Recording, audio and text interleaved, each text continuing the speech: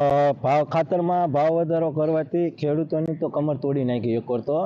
જે 1350 રૂપિયામાં થેલી આવતી હતી અત્યારે એના 1600 રૂપિયા કરી નાખ્યા. ખેડૂત વારંવાર જો આવા પૈસાનો ખર્ચ કરે તો ખાતર લાવે કે બિયારણ લાવે કે ખેતી કરે તો મારે સરકારને એવી દરખાસ્ત છે કે આવડો ભાવ વધારો એમને પાછો ખેંચવો જોઈએ, જેથી ખેડૂતોની આર્થિક પરિસ્થિતિ સારી થાય અને થોડુંક ખેતી વિશે ધ્યાન દઈ શકે.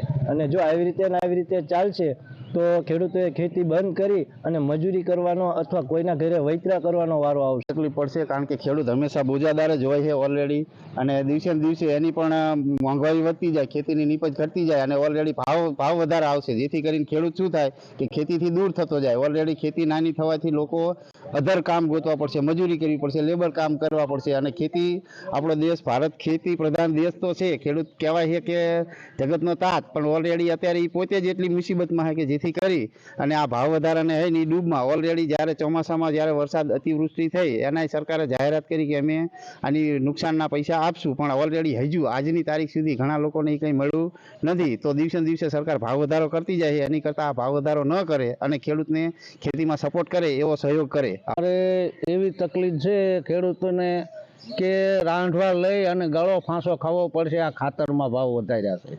અને અમારા માલનો તો કોઈ કિંમત જ નથી, અમારા માલની કોઈ કિંમત સરકાર કરતી નથી. એનું કારણ કે ખેડૂત જ્યારે ખેડૂતની જે સહાય આપવાની હતી અડધા લોકોને મળીને અડધા લોકોને તો સહાય આપી જ નથી. અને ખેડૂતોને તો હવે કાં ગળો ફાંસો ખાવો પડશે અને કાં બળી જવું પડશે. એટલે સરકાર પાસે અમારી એવી માંગ છે કે આ ભાવ વધારો પાછો ખેંચે અને ખેડૂતોને જે સહાય દેવાની છે એ આપે.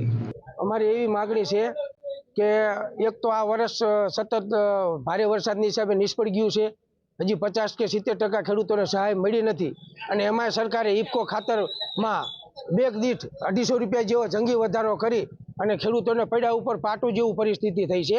અને હંમેશા સરકાર ભાવ કાયમ વધારો કરી ખેડૂતને લેવાનું, ખેડૂતને કોઈ વસ્તુનો ભાવ દેવાનો નહીં. આવી બેધારી નીતિ સરકારની ન ચાલે. આ સરકારની આવી નીતિથી ખેડૂતો ત્રાહિમામ પોકારી ગયા છે અને ખેડૂતોને પોતાનું જીવન નિર્વાહ કેવી રીતે ચલાવવું એ પણ પ્રશ્ન છે. આ ખેડૂત ખાતેદારના જંગી વધારો જે ખાતરનો આપ્યો છે એ ખરેખર અસહ્ય સહન થઈ શકે એવું ખેડૂતને છે નહીં. જમીન બધી પડતર રહે એવું છે.